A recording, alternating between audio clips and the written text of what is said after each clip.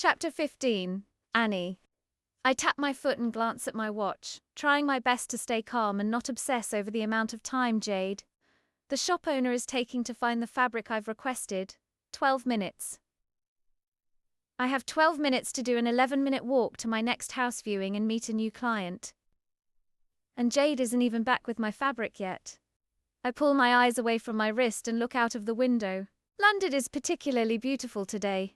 We're in the first few days of November, and as we slowly edge towards December, the Christmas spirit is lingering around the corner, but we're not quite there yet.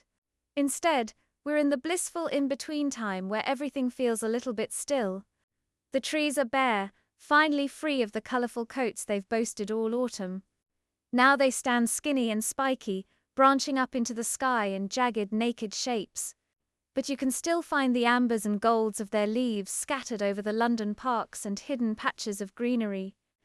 The air has turned crisp and fresh, the sort that shocks your lungs every time you take in a long breath, and Londoners now walk down the streets wrapped up in oversized scarves. It's like we're hibernating, saving our energy before reappearing in our full glory as soon as December arrives, when everyone is expected to roll their bodies in glitter and don a set of novelty earrings. Shit, I've just wasted 2 minutes thinking about how beautiful London is. I've lived here for 10 years. You'd think I'd have got over it by now. I got a call late last night from Mum saying that we've had an order come through for a gremlin costume for an 18th birthday party. Apparently it's a fancy dress theme with everyone dressing in an outfit beginning with the letter G, for birthday boy George. Even though I was half asleep when she called, as soon as Mum started talking, I felt my mind spark awake with ideas. I could see the costume twisting together in front of my eyes, and knew I had to get to the fabric shop as soon as I could, or I wouldn't be able to concentrate at work. I knew my favorite Camden fabric shop would have what I had painted in my mind. Sure enough, almost as soon as I walked in, I spotted a sample of a metal grey shimmery fabric with midnight black and aubergine purple scales glistening under the light. I snatched it up immediately and ran to the till. Although Jade is lovely, she's unbelievably slow and always likes to have a chat. Usually I love this, but I have a meeting in, oh God, 7 minutes. Here we are! I hold my breath as Jade reappears. Thanks, Jade, I say. Sorry, I'm in a bit of a hurry. No bother, she says happily, carefully folding the fabric and wrapping it in tissue paper. I hold my card out, ready to jab it into the card reader, when I hear the bell ring behind me as someone else walks into the shop. Hello, Stevie, Jade says. How are you? Oh God, please don't start talking to this person before I've paid. I cannot politely listen to small talk right now. T1L explode. Sorry, I gabble. Jade can adjust, oh? She laughs and taps a button on the till. Yes, of course. £30, please, love. I tap my card and grab the bag of fabric. I turn to charge out of the shop, almost crashing straight into the tall blonde man behind me. Shit, sorry, I call over my shoulder as I leap out of the door and onto the pavement. 6 minutes to do an 11-minute walk. Thank God I'm wearing trainers and a good bra. 10 minutes later and I'm charging around the corner to Spitfield Street, my feet burning and the back of my neck damp as I place silent curses on every slow walker I've been trapped behind. In particular, the couple who refused to stop holding hands and took up the entire pavement, too distracted being all in love and unbearable. I take a deep breath as I spot Katie, my favorite estate agent. As we tend to deal with fairly affluent clients, they almost always come with a high price point for their new homes. This means that we generally use upmarket estate agents, which is fun. Katie is smiley and always just as giddy as LMA about walking into these grand houses. Not that either of us ever let on. Also, she'd never bat an eyelid at me for being late. So sorry, I gush as I reach her. She had a nightmare getting here. Katie smiles. No worries. Your client isn't here yet. Thank God. I unwrap my scarf as quickly as possible, my face burning. So do you want a quick debrief? Yes, please. I dig around in my bag for some perfume. I'm listening, just making myself smell less gross. Katie flicks open her folder and starts going through the notes. Oh, I say before I forget, was there an interior designer on this one? Terrell. Katie gives me a knowing look. Of course. Thomas, I pull a face. Fancy. She laughs. "To leave you to it." She hands me the keys. "Just drop these back once you're done. Also, I love your jumper." I look down and realize I'm wearing a jumper I made last spring. It's tangerine orange, knitted in a thick wool with strands of hot pink woven through. "Oh, thanks." "You're going to tell me you made it, aren't you?" She grins and I laugh. "Yeah, I did actually, but it's... Don't try and tell me that it's rubbish or something Reed eyes lose like that." Katie holds a hand up at me.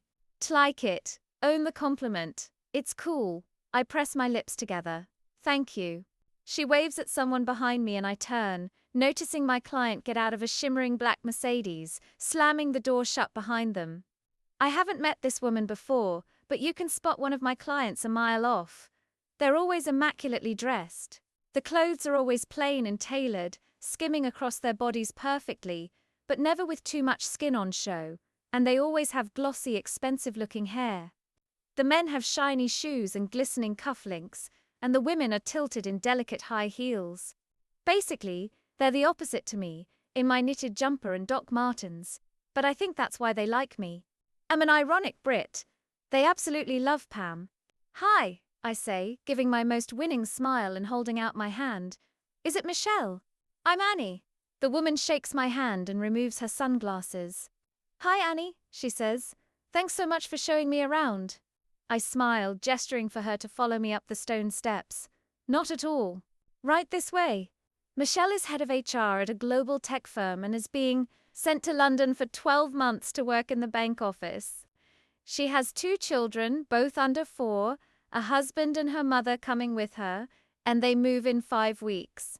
This means I have to find them the perfect house, nursery for the children, and any other amenities they might need.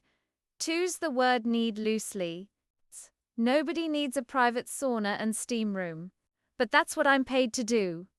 I click the front door open and can't help but let out a gasp of delight. The walls are a crisp white, with wooden paneling and glistening champagne-colored lights. The chestnut wooden floor sparkles under the light, and the staircase curves upwards, wrapped within a thick black banister. I check myself as Michelle walks in behind me. "Right, focus, Annie. You're not moving into this house, and for good reason. 1 month's rent in this place is 1/3 of your annual salary. To leave you to have a look around, I say. I'll be waiting here if you have any questions.